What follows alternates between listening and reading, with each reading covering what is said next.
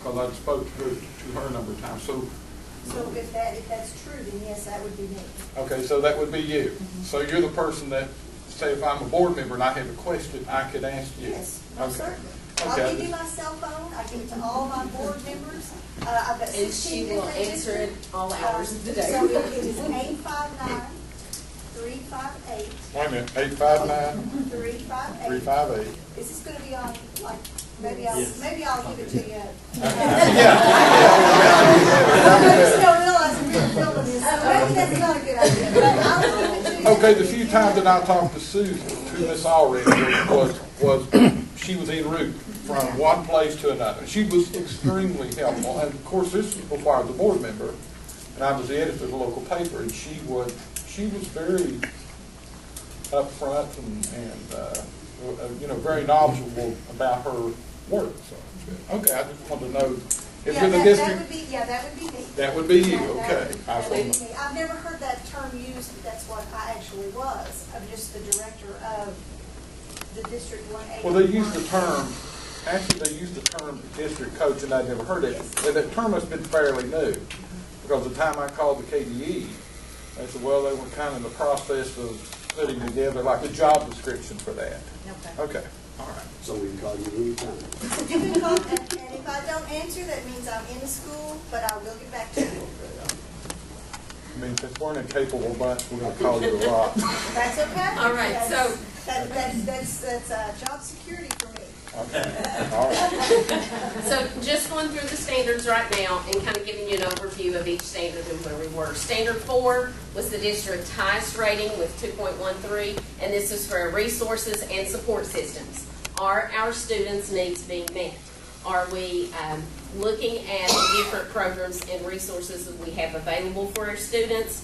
Are we using our data to see what our identifiable needs are for those kids, and then are we providing those needs, and are we evaluating the effectiveness of those programs or money being spent? Can I ask another question? You sure can. I don't want to be interrupted all the time. I went to the state audit. What I looked at, the fourth profession, novice, were pretty well with the state on those. The question I had as far as the distinguished, how come we're low? I mean, are we not identifying our distinguished students, and what's going on with that as far as measurement? So I'm sorry, are you talking about in the diagnostic review, or are you talking about in? I'm talking, because they're on our scores, which the state audit came out, so, it says like, we are, as far as proficient scores, as far as novice scores, we're pretty well. Oh, no, we don't know. There's no correlation between whether you're distinguished or proficient or novice or any on the 1, 2, 3, and 4. There is no correlation between, like, you're talking about student assessment data. Yeah. No, you're just a 1, a 2, a 3, or a 4. Now, the 1 would be you're beginning to, and these are international standards, and that's why they're much more rigorous than the old leadership, the CISI document that we used prior to the diagnostic review. That was just a state measure. This is an international measure, over 30,000 schools internationally. And if you're basically a 1, you're in the beginning stages. A 2 is you've got the structures there and the systems in place. If it's a 3, I think like on the guidance, the counseling, like we got 3, is that correct? Yes, that's part of the support systems. Yeah. So we got so that means like, that's pretty good. But what they said was like, we got the personnel there to do it, but then are we monitoring the effectiveness of those different programs? Not just guidance, but also our family resource, any of our programs. Read 180, different things. All right, standard 5, continuous improvement. And then there again, are we examining all aspects of the district and what's working for us, what do we need to improve on, what's not working, and so on. And ways of doing that is looking at our district improvement plan, doing improvement impact checks on those plans, monitoring our benchmark data, our map test data, and those kinds of things that we would do as a leadership team. Lisa, did they offer solutions? Should we do work sessions with the board and they and say we need the high school principal to come in every month? Yes, if we'll go on, the overview of the findings, again, these next sets of slides just kind of go through and tell you what they found from the days that they were here. We see most of the things that they found, and again, I don't want to read it all to you, but most of the things they found were, do we have processes in place? Does everyone know what their role is in the success of our students? And are we communicating that to everyone? Can I ask one more question? You sure can. So while I read it, the state audit, okay, we're talking about liaison, which they said probably if we were asked, when we asked who our liaison was, we probably wouldn't know. Could you tell me who our liaison is? Each school has their own liaison. For example, I'm a liaison to Inez Middle School. Okay, so who are our others? I'll try off the top of my head. Mr. Grayson's at the high school. I believe Mr. James is at Inez Elementary.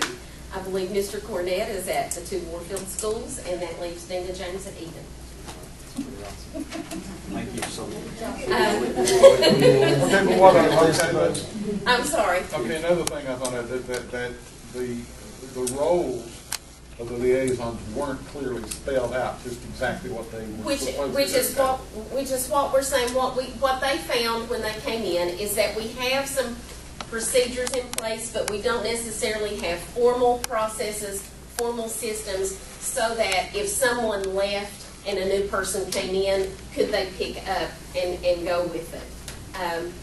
And a lot of that, you know, a lot of us had been administrators before and kind of knew our way around and what to do to help those schools. But nevertheless, what is it if it's not on paper? So It didn't happen. It's all blurred.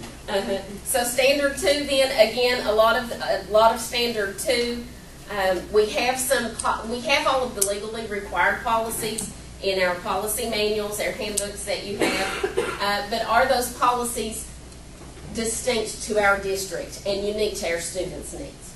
And those are some things, again, that they mentioned. Also, a lot of, an educational term, we call them linkage charts, but again, that's systems and processes in place. Do we have those for all of the different jobs titles as far as liaison or assessment coordinator or transportation director? Standard 3, again, some of the bullets there that are highlighted. A lot of this is what's working, what's a good way to do that. Our district leadership team or our district liaisons, we could do those walkthroughs and then bring that information back to you so that you'll see, are the programs working, are our students being successful at the next level. And then again, of course, standard 3 being the biggest of, or the hub of all of the standards, then of course there are more highlights there. Looking at the mission statement again, do we have non-negotiables for our teachers? Do we monitor and support programs that are important to us and important to the students? Okay, Yes. Okay, the fourth thing down, that's what I called you. Yes. You know, about. Yes, the standards-based grading. Now, how would the board come up with a policy that ensures that it's, you know, that's kind of uniform across, that, you know, that you're graded Right. based upon your knowledge of content area? Right. And When you're in school and you know that some teachers are more lenient than others.